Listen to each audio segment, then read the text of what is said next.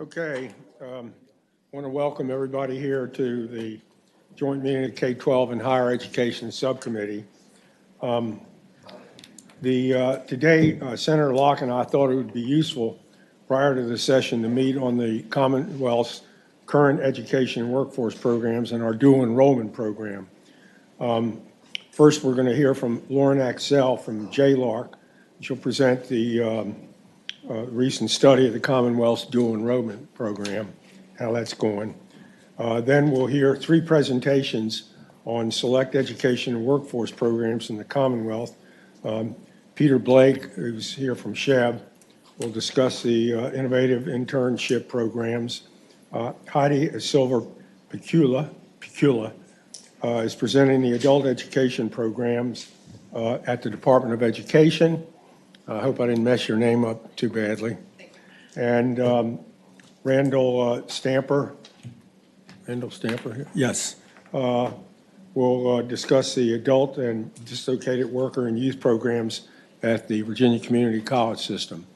And we'll have an introduction first of some of the members. Senator Locke, if you're available through virtual, you want to introduce yourself, that'd be absolutely fine, and welcome.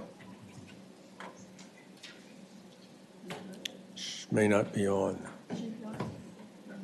Okay. She is.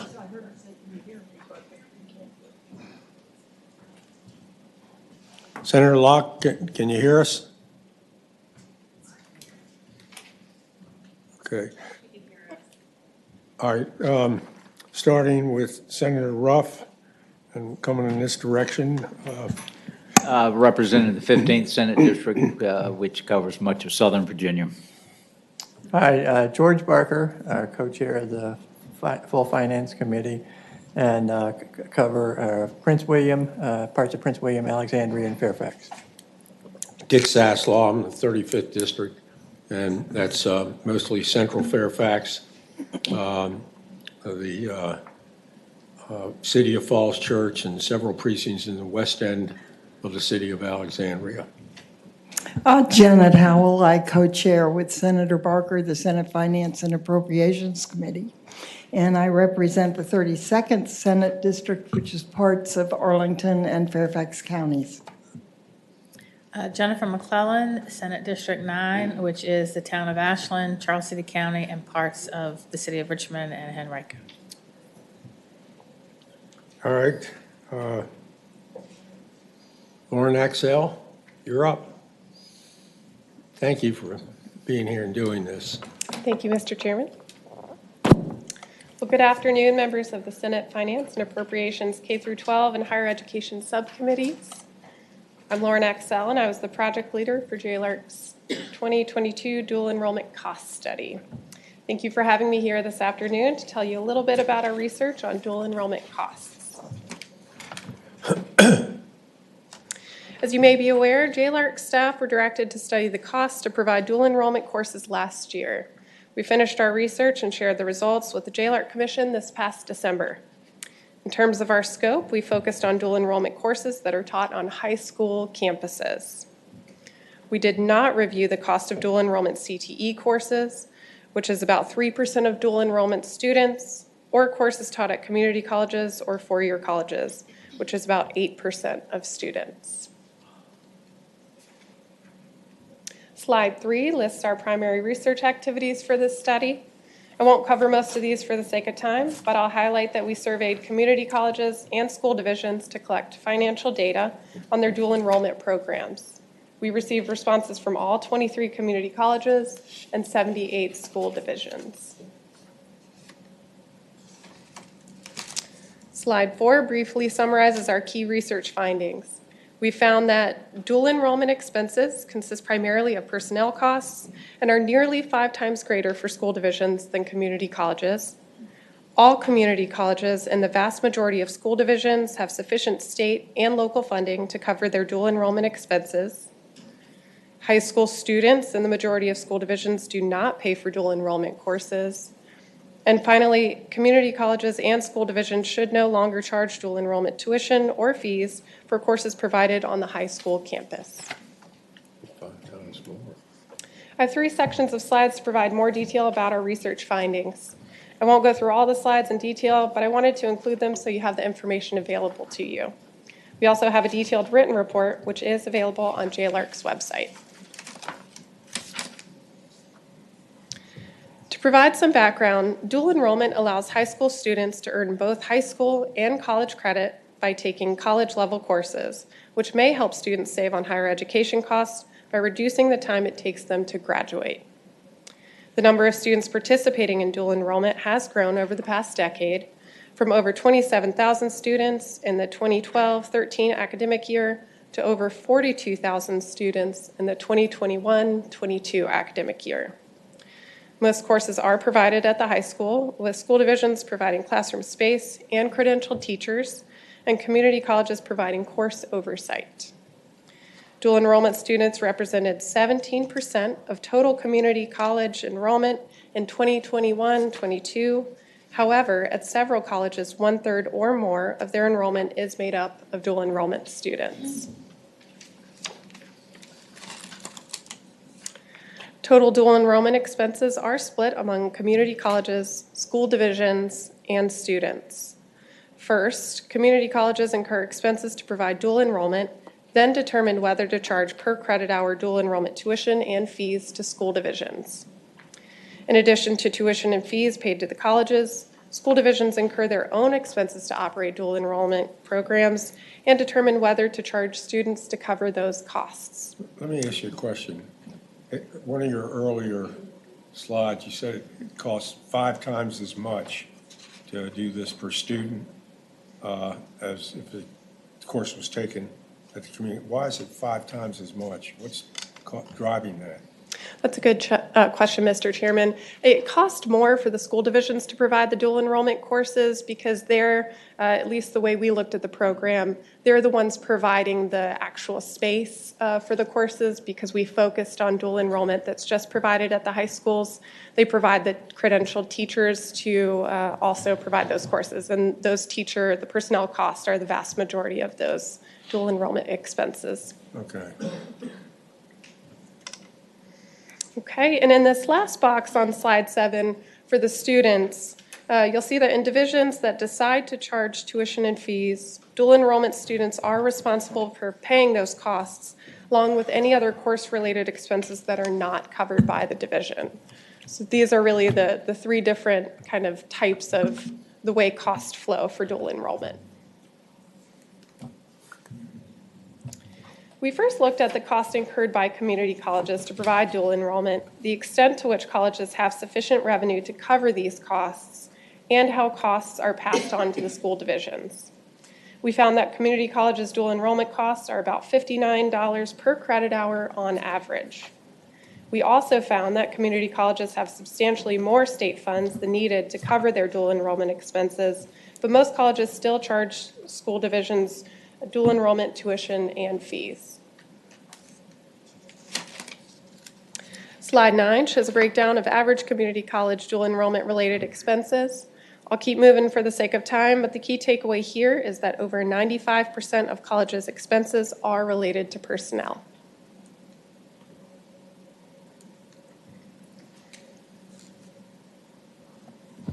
Based on the expenses reported by each of the community colleges, all colleges have enough state general funds to cover their dual enrollment expenses. Colleges receive state general funds to cover their dual enrollment expenses based on their number of full-time equivalent dual enrollment students. For the 2021-22 academic year, colleges received an average of $2.2 million in state general funds for their dual enrollment FTEs, and they had an average of 73% remaining after accounting for their dual enrollment expenses.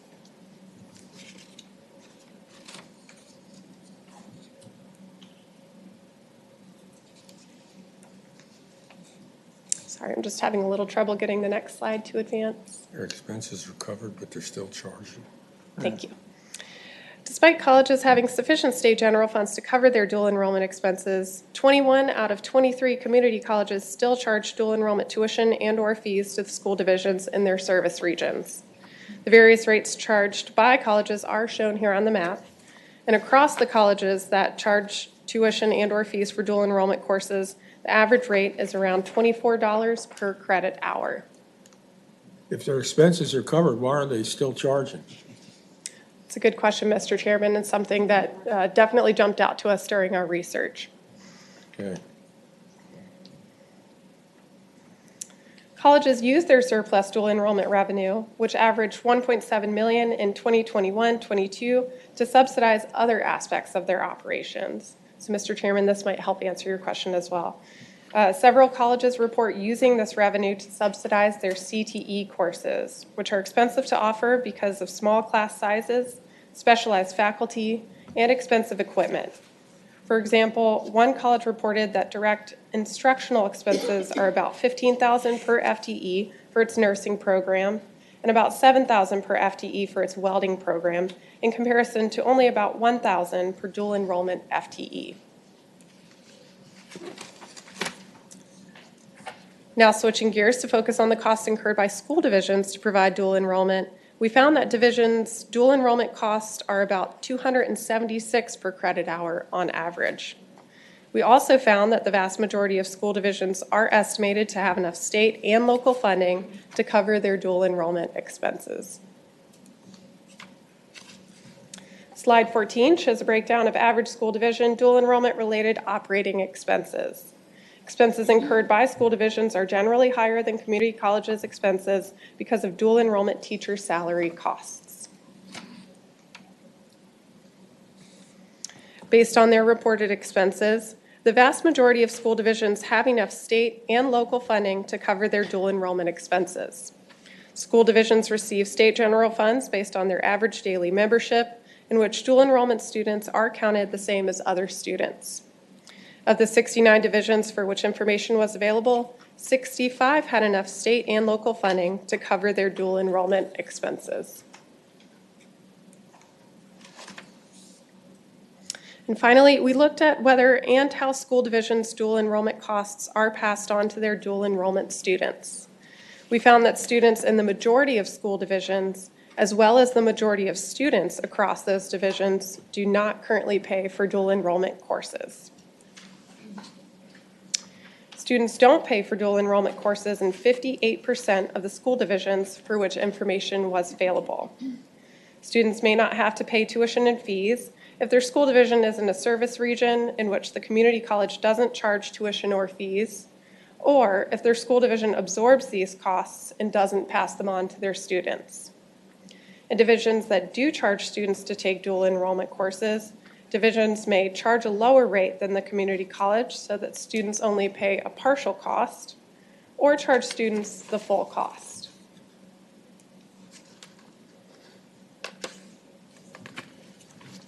Mr. Chairman, Lauren, this is for the academic. Do the CTE courses, are they charging tuition for those? Senator Ruff, we did not include, in these cost figures, we did not include the dual enrollment CTE courses or just regular CTE courses that are not offered through dual enrollment. But you didn't pick up that information just No, by sir. chance? Okay. I'm not quite sure if they would charge in all cases. Perhaps the community college system would be better able to answer that. Thank you. Okay, and the map on slide 18 shows how tuition and fee rates paid by students for dual enrollment courses vary across the state. In divisions that do charge, students pay an average of about $34 per credit hour. This amounts to around $300 for an average course load of three credit hour courses per year.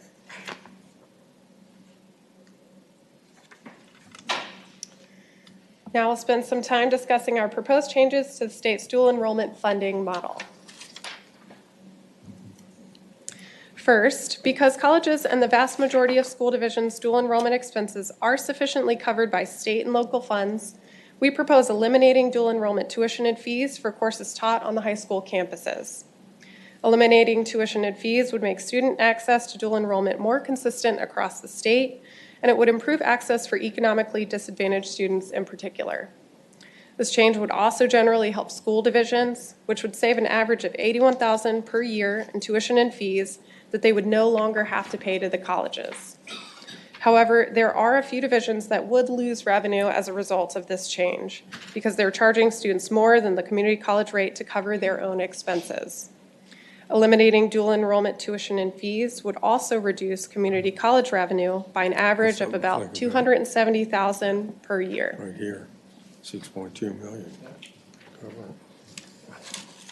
Slide 21 lists our recommendation to eliminate dual enrollment tuition and fees and 2 policy options to provide additional funding to colleges and school divisions to make up for the revenue they would lose by no longer charging tuition and fees. I won't read through these, but more information about these proposed changes is available in chapters 3 and 4 of our written report. And if the General Assembly decides not to eliminate dual enrollment tuition and fees, we do have additional recommendations in our report that would ensure dual enrollment courses are free for economically disadvantaged students.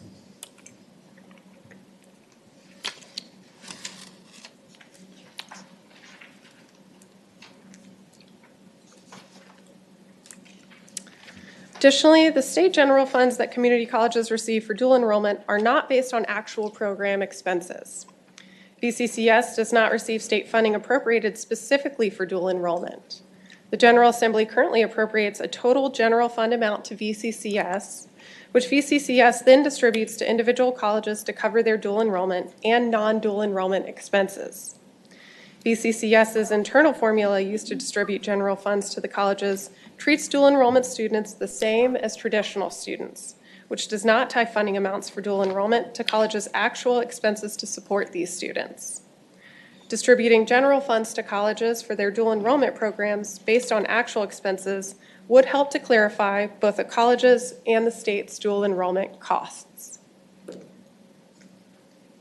We have a few recommendations that would address these concerns and help to make dual enrollment costs more transparent, which are to include language in the Appropriation Act to specify the amount appropriated to VCCS for dual enrollment, to direct VCCS to develop and implement a process to distribute general funds to colleges for dual enrollment based on colleges' actual expenses, and to direct community colleges to document and track financial data related to their dual enrollment programs.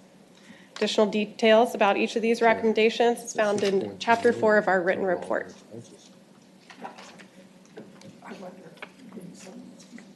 Finally, colleges currently receive about $38 million more in general funds than needed to operate their dual enrollment programs, which they use to subsidize other expenses.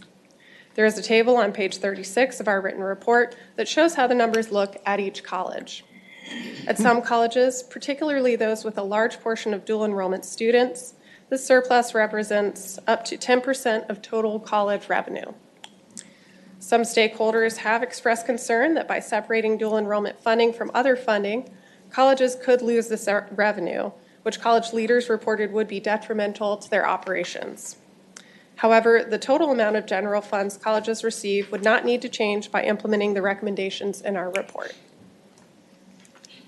We have a policy option to reflect this, in which the General Assembly could continue to use the same methodology for determining the amount to appropriate to VCCS, which would maintain community colleges' funding levels, avoid negative impacts on colleges' operations, and would not be a new cost to the state. Mr. Chairman. Thank you. Is there any concern that by eliminating the costs, the number of students would so go up that it would then would indeed require additional funding? Senator Howell, yes, we did hear some feedback that if the costs are reduced, then we could see participation increase in dual enrollment, which could be a good situation to be in. But one thing to keep in mind, if that does happen, we would just want to be sure that there are enough credentialed dual enrollment teachers, which is something I have a couple slides on next. But that is certainly something we've heard could constrain how many dual enrollment courses are offered to meet that increased demand. And that just brings me to the last section, and I'll finish up with 2 slides on dual enrollment teacher credentialing. Although our study focused primarily on dual enrollment costs, many school divisions cited a lack of credentialed teachers as a challenge to offering dual enrollment. When we looked into this, we found that divisions' lack of credentialed dual enrollment teachers is generally driven by 2 factors. First, the time and cost of becoming qualified deters high school teachers from pursuing dual enrollment credentials. And second, after they obtain the necessary credentials, teachers in most divisions don't receive any compensation for the additional workload associated with teaching dual enrollment courses.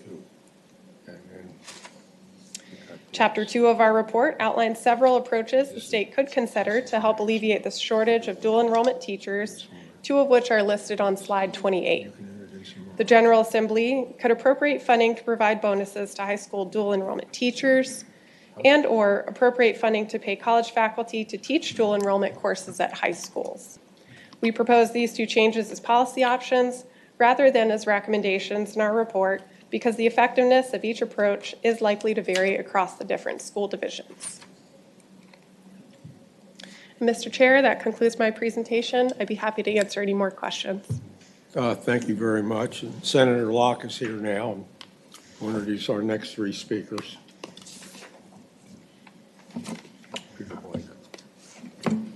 Good afternoon. I was speeding down the road when I heard my name. Okay. Okay, our next speaker will be Peter Blake from Chev. Okay, good afternoon, Madam Chair, members of the committee. Nice to be with you today, and Happy New Year. Thanks for the opportunity to talk about the Innovative Internship Fund and Program. And just a brief background, this program, you established it in 2018 through an appropriation to Chev, a small appropriation of $200,000 at the time.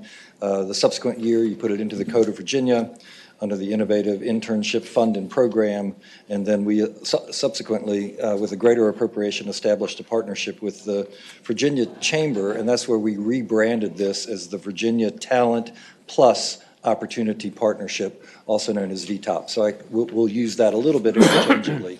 Here's the language that's in the Code of Virginia for this, and I want to call your attention to 2 primary features. That is institutional grants, which we'll talk about later on, and then a statewide initiative to facilitate the readiness of students, institutions, and employers to become more internship enabled. The VTOP, I mentioned, this is our partnership with the Chamber, and it has been an excellent relationship with Barry Duvall and the folks over at the Chamber and the Foundation over the past several years. The program now, in the first paragraph, you'll see is funded at about $5 million in the current year. That goes up to $12 million next year. $2 million of that is in the Chev budget, and the remainder of that money is in a central account, subject to review by what we call the Op6 group. The governor has proposed an additional $5 million to support this program in FY24. Just want to point out in the second bullet that this is a highly inclusive process that we've been on over the past several years, meeting with 6 work groups, over 200 members, touching on all kinds of bodies that are contributing positively to our work. And again, I've mentioned the Chamber Foundation, which hosts the website, the VTOP website, and I encourage you to go out there anytime to visit that website. The big goals for VTOP are to distinguish Virginia as the leading state for higher education and talent pathways, to be work ready. And so also as part of that, we want to have the most internship-ready students, employers, and institutions. And then the Council of Presidents, the Council of Public College University Presidents, adopted what you see as the third goal on that page, to ensure that every student enrolled has an opportunity to graduate with a paid, authentic, applied learning experience. And so that was a goal that the Council of Presidents has adopted. Big goal, we're saying that in 10 years, we would be able to add 100,000 new internship slots. So what have we done over the past couple of years? We'll just pick up in 2022. We've awarded regional collaborative grants to 6 regions. We're using the Go Virginia regions to allocate the funds. We require the recipients of those funds to have a variety of different partnerships in the locality with the business community, with the K12, with higher education, and others to make sure that they can maximally use the amount of money that they get. We also have something called vision grants that go out to the institutions. These are intended to bring people together. You won't be surprised that even within an institution, there's a lot of variety in how institutions characterize an internship program, who's in charge, what are the criteria, what is eligible, what is not eligible. And so these vision grants are an attempt to try to get a little bit more consistency within an institution. You may have seen the Governor Youngkin declared July 28th as Virginia Internship Day. That was the first time such a declaration has been made. We were pleased to hire 2 new staff who are dedicated to VTOP. We've been doing this with our existing staff to kind of get this up and running. So we now have 2 staff that are employed specifically to work on VTOP, Alicia Bazemore and Ashley Crute. One came from Norfolk State University, Dr. Bazemore, and then Ashley came from Longwood University, both of whom have extensive experience in career services. We've launched readiness modules, both for employers and for students. And these are built on some previous work that we had done with the Chamber to have employers and students have access to some self-paced modules in order for them to be ready to take advantage of internships. We procured a staffing agency. This is for small businesses. Many small businesses barely have the HR office to manage their own operations, and overlaying on top of that a responsibility or an expectation that they employ interns is an added burden to them. So we've procured a statewide agency that will handle all of those HR functions for a small business that's interested in employing an intern.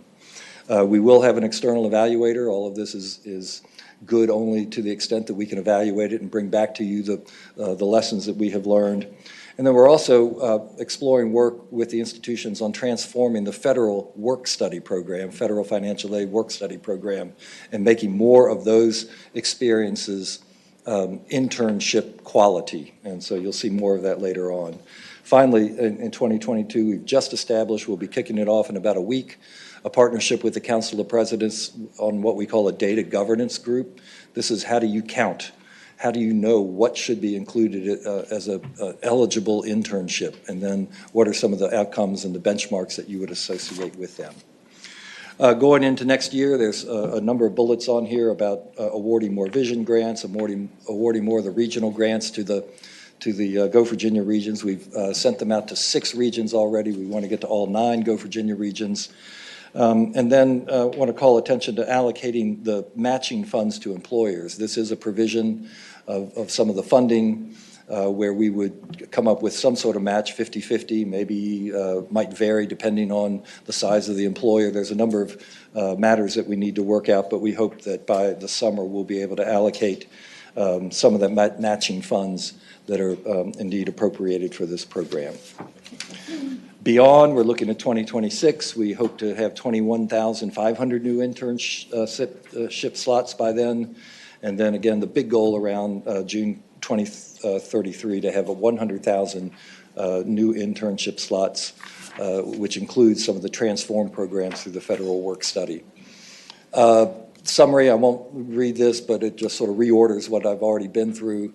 And again, with an emphasis on readiness of the students, readiness of the employers, and the readiness of the institutions. We believe that we've laid an excellent foundation for this program, and that with the additional funding and your support, we'll be able to launch it in an even more robust way in the coming years. That, Madam Chair, is a quick summary and the overview of this program. Be happy to take any questions. Thanks, Peter. Are there any questions? Thank you. Okay, thank you. Our next presenter is Heidi Silver-Paquilla, who will be presenting on the adult education program at the Department of Education. Thank you. Thank you for the opportunity to present to the committee. Happy to be here representing adult education. Adult education is Title II of the Workforce Innovation and Opportunity Act. At this time, we are dividing Virginia into 22 regions. They are roughly the planning districts that were established in 2010. Our regional fiscal agents for those regional programs are school divisions, that's LEAs, 15 of them, and community colleges. One community college has 2 regions, that's Southside Virginia. Our regional programs are governed by an MOU with the partnering school divisions in their region, along with other stakeholders. And we also grant what's called integrated English Literacy and Civics Education Grants, IELCE, based on population need, where there are high concentrations of English language learners.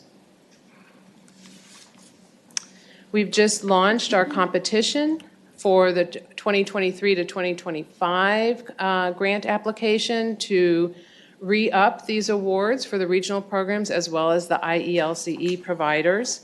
Those will be due March 17th. And I just wanted to emphasize that this is a federal grant and that it's governed by federal requirements such as the eligible providers. This list of eligible providers for adult education includes LEAs, it includes community colleges, it includes consortium and coalitions of agencies, and it has an other section. So providers who can demonstrate effectiveness are eligible to apply for these grants and to provide the services, and that's federal. Also, federal requirement is the eligible individuals and the definition of who we may serve. So we may serve individuals over 16 if they are not required to be enrolled in K12. So obviously, age 18 is our compulsory attendance age, and so a young person would have to be excused from compulsory attendance. We serve folks who are basic skills deficient, do not have a secondary school diploma or its equivalent, or have not reached that level of education, or is an English language learner. So I want to make the point that we serve a lot of adults who do have their secondary credential, but they have a basic skill need in some area. And in the most recent concluded year, 48% of our students had a secondary credential already. So we were working with adults who had a basic skill need or an English language need. We ran American Community Survey data to learn that with the new census added in, there are 644,000 adults ages 18 to 64 who do not have a secondary credential or high school equivalent. And there are 157,000 of the same age group who do not speak English well or at all.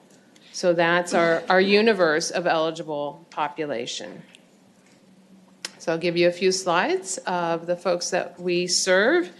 In a year, I have some 5-year trends for you.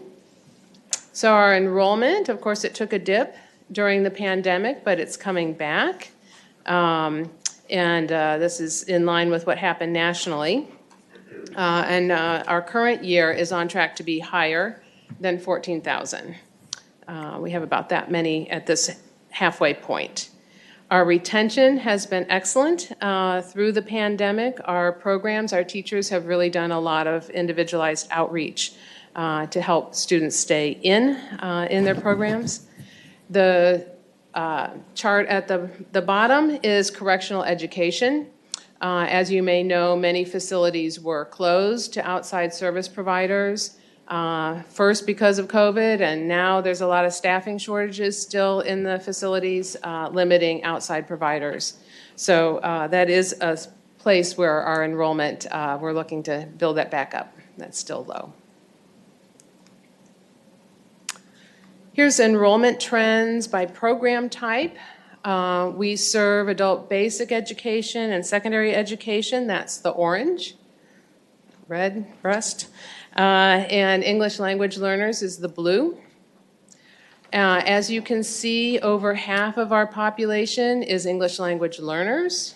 That mix changed during the pandemic, but we're coming back to trend. If you could imagine these bars as bell curves, each of them, you'd see that the bulk of our enrollment in each of the segments of our program type is a bell curve. We serving mostly intermediate learners. Our ASE, which is adult secondary, so 9th grade and above, we served 8% of our population last year was in the ASE category, and 34% was in the adult basic category, so without skills at the 9th grade level. Within our English language population, we serve individuals with a range of literacy levels. Immigrants come to us even with post-secondary degrees, but have low English, and so need their skill levels built up. In the most recent year, just concluded, we had 16% of our total enrollment, or 2,300 students, were internationally trained professionals who are in our program to learn English. And that is about on trend. I always serve over 2,000 internationally trained professionals. This is another way to look at our population. Whom do we serve by age and gender? One thing to note is the 25 to 44 year range is our largest age range. So we're really serving working age learners, very busy years in a family, that 25 to 44. So these are individuals who are balancing family responsibilities, job responsibilities, and adding education onto their plates. And you can also see that we serve mostly women, and that women are the biggest portion of our student population. We serve 16 to whenever. The 16 to 18-year-olds is a very small slice. As I said, students have to have been excused from compulsory attendance to be served in adult education. So 16 to 18, small slice. That 19 to 24, we're happy always to catch disconnected youth and get them reconnected to education, training, and employment. And we do serve many learners over the age of 55. So there's no upper limit to the age at which we will serve. Another way to look at our population is by ethnicity and race.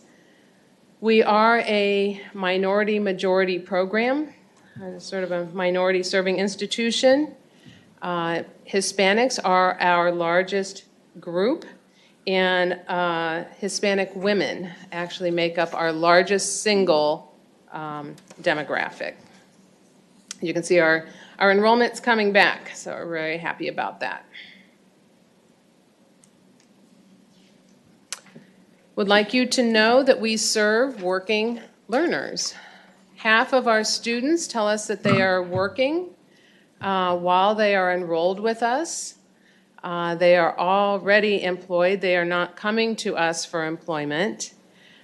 We do have an online a training program, integrated education and training, that serves about 10% of our students and helps students get that first credential. But not all of our students are coming to us with a goal of employment. Many of them are already employed.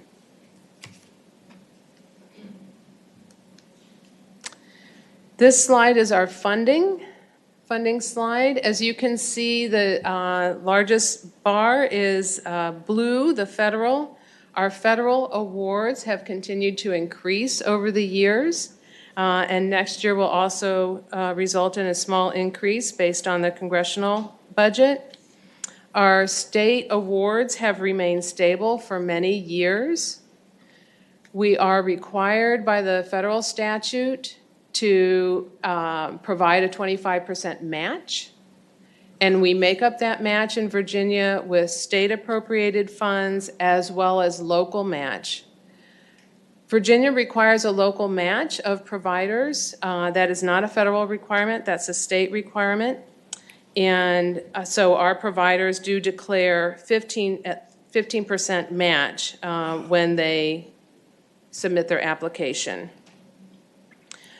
The top two components are Race to GED, which is blue, and Plugged in Virginia, which is a set-aside within the race line item in the budget.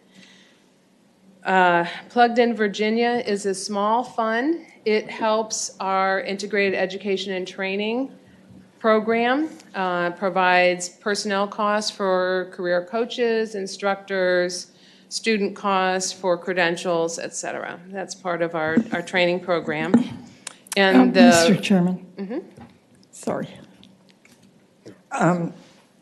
Do you find that the 15% local match is a deterrent to any of our localities? I don't think that is the case. What we do know is that many localities overmatch. They provide much more than must be declared. Especially in our urban areas, the programs do have a lot of support from the regional fiscal agents. There's more match than is declared to us. It is also clear to us that it is uneven across the state, that overmatch. Thank you for your question.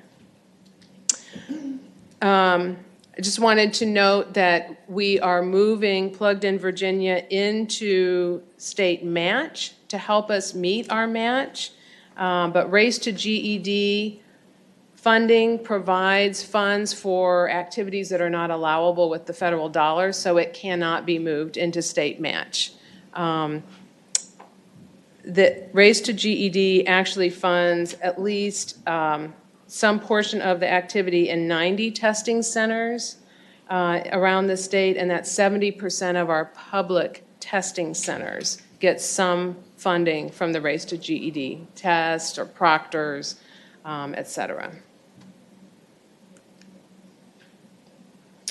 So this is another slide with the funds declared as match. They must be spent according to the same federal requirements. So that's general adult education. The adult literacy line item in the budget funds what we call the State League Coordinating Agency, and that supports regional program managers at each of the 22 regions, and Plugged in Virginia, which I mentioned. Local match, which is a state requirement, can come in as cash or in kind. And we are one of the few states that require a local match to from our providers. Race to GED is a lottery fund, so we do have to be careful about that and recognize that lottery funds are awarded only to school divisions.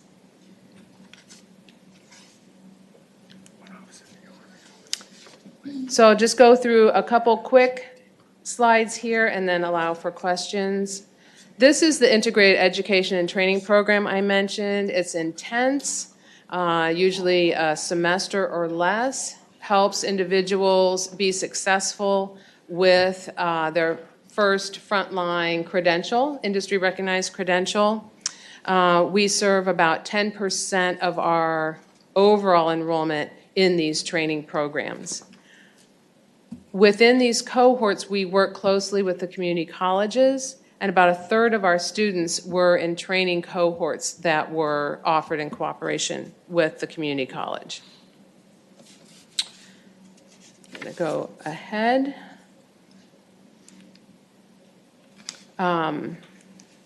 To high school equivalency. At this time, the GED is the only approved high school equivalency test in Virginia. The numbers here represent all test takers. In the most recent full year, 34% of test takers were adult education students. Others were studying on their own. But we wanted to show our pass rates there. We are above the national pass rate. We're proud of our GED program. We also have a secondary program called the National External Diploma Program. It's an online competency-based program. It's offered across the state. And just to let you know, this is only 1 year, but this has been stable for the past several years. We are a part-time workforce. Most of our teachers, almost 95% of our teachers are part-time in our program. Half of our administrators are part-time. Our counselors are what you would call career coaches, 100% part-time. And this is something that does provide a challenge when we're doing professional development, expansion, change, having folks who only work in the program part-time is something that we have to think about. There's some more slides in the back for your information. Happy to answer any questions. Are there any questions? I have one quick one. Is the adult education program part of the reorganization for workforce development? It has been proposed that the state staff who administer the program would be moved from the Department of Education to the community college.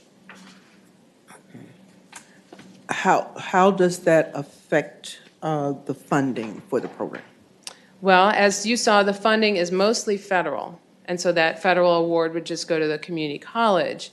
We are required to meet a 25% match. A good portion of our match is made up of local funds that come currently mostly from the school divisions. So I think it would be wise to think about that and to understand also not only what is declared match, as I answered to you, Senator, but what else is being invested in the program that is currently not collected by the Department of Ed. Okay. What about your lottery funds?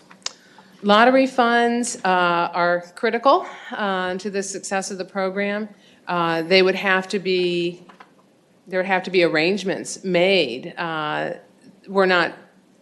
It's not being proposed that the lottery funds would be used in a different way, but we'd have to figure out how to allocate, award, and reimburse, since they are by the Constitution only going to school divisions. Okay. Thank you. Thank you. Okay, our final speaker is Randall Samper, who will discuss adult dislocated worker and youth programs at the Virginia Community College System. Thank you, Madam Chair, members of the committee. I do not have a PowerPoint for you today, but I do believe you have a short briefing page in your materials that will relate some specific data points. I am speaking about Title I. Dr. Silva Paquilla was speaking about Title II of the Workforce Innovation and Opportunity Act. I'll be speaking about Title I. Title I of that federal system is focused on two things broadly, which is getting unemployed or underemployed individuals into supportive services, education, training programs, and back to work, and improving their upward mobility, and then also helping to have employers have access to the trained workforce that they need. So WIOA Title I has been administered since 2008 by the Virginia Community College System. Prior to that, I believe it was in the governor's office, and prior to that, the Virginia Employment Commission. But since 2008, VCCS has administered the funding, the programming, and the evaluation and compliance mechanism for adult dislocated worker and youth training programs. While the administration rests with the community college system, the actual delivery at the local level is not community college based. There are 14 workforce development areas in Virginia that are comprised of multiple counties and localities, which come together, form a local workforce board that is 51% business, and receive the funds to administer these activities. In the case of education and training, individuals who enroll in Title I may well receive funds to go to an education and training provider, of which community colleges could be one, but certainly not exclusively the training providers. In addition to the supportive services and the training services for adults, dislocated workers, and youth, there is a program called Rapid Response, which is designed, we work on this in consult with the Virginia Employment Commission. It is designed to be quickly responsive to businesses that are scaling down or shutting down. Certain businesses meet certain federal eligibility requirements and have to issue what is called a Worker Adjustment Retraining Notification Act, a WARN Act. When we receive those at the VCCS, then we work very closely with the VEC and with local rapid response representatives to get with that company to meet with their workers and provide them the kind of wraparound services they need to transition to what their next employment may be. If you look at the table at the bottom of page 1, you can see for the last 3 years, numbers served. Obviously, in the pandemic year, which was 1920 to the far right column, numbers went up, but prior to the pandemic and coming out of the pandemic, it's fairly consistent that we serve about 5,000 individuals a year, distributed across those different categories. You can also see the significant spike in WARN notices during program year 19 and 20. And then those, as you can see, have dropped off as we're starting to come out of the pandemic. On page 2, you'll see the latest performance outcomes. Performance outcomes are largely based in 3 areas: employment, earnings, and then education as represented by credential attainment and measurable skills gains. Our performance is in the second to left column, and our percentage of negotiated performance for this past year are in the right column. You'll see that we exceed our performance measures in almost every case. I will say that last year, the Federal Department of Labor, with which we negotiate these performance levels, implemented a statistical adjustment model. So these performance measures for employment and wages and such, they, I believe, rightly recognized, exist in an ecosystem that has a lot of contributing factors. So annually, we submit these performance measures. They then take a look at certain characteristics within Virginia. It could be labor force participation, total unemployment, race and gender, and a variety of other things.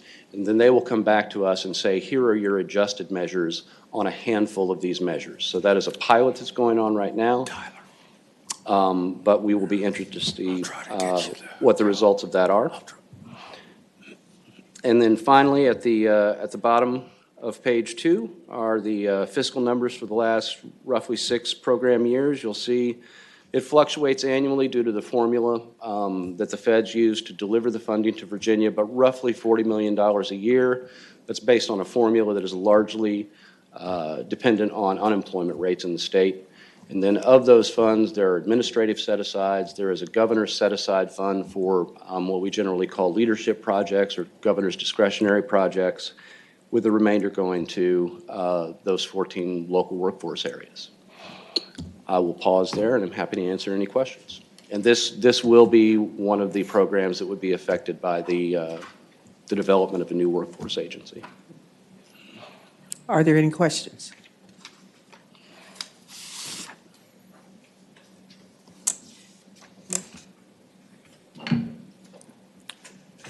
Mike, you have a question?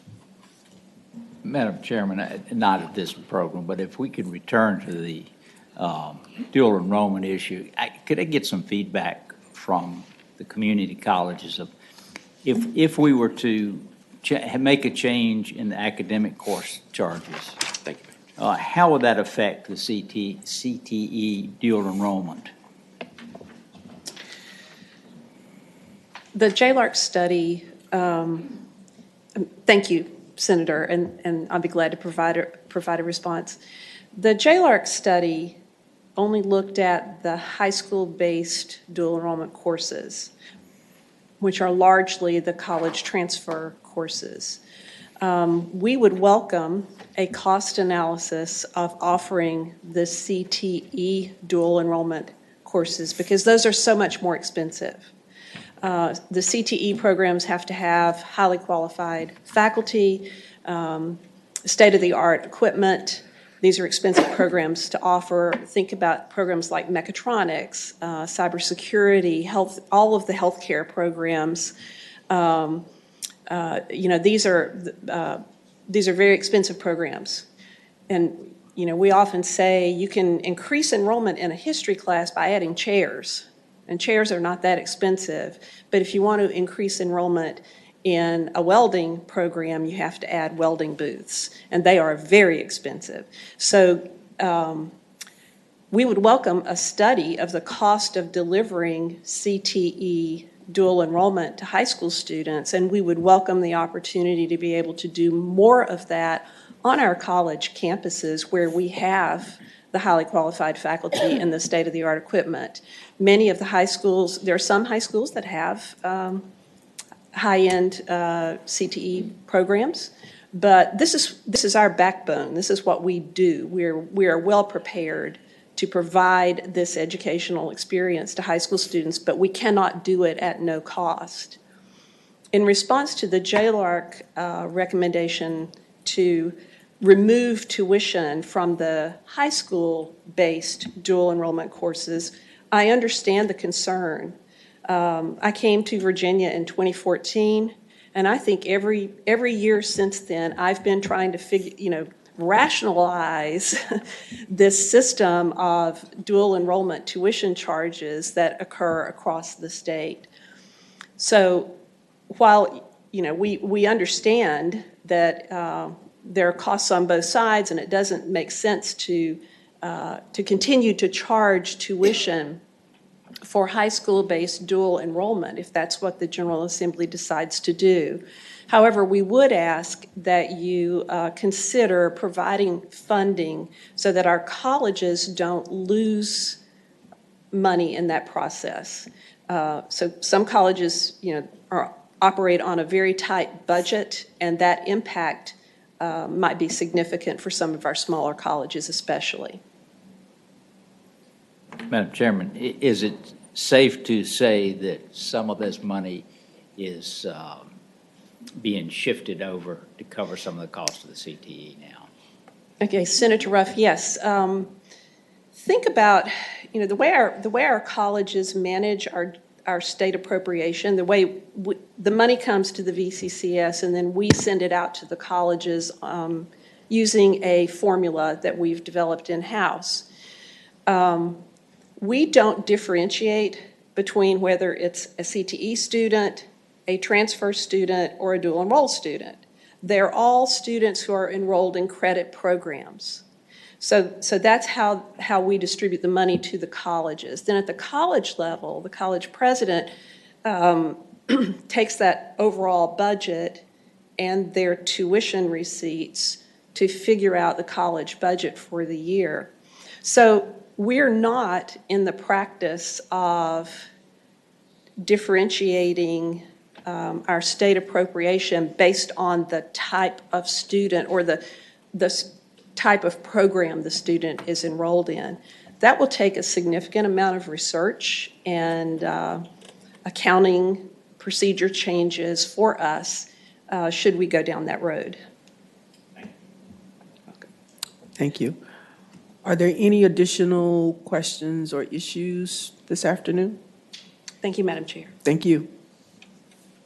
Okay, if not, I believe we've exhausted our agenda for this evening, and we thank you all for attending.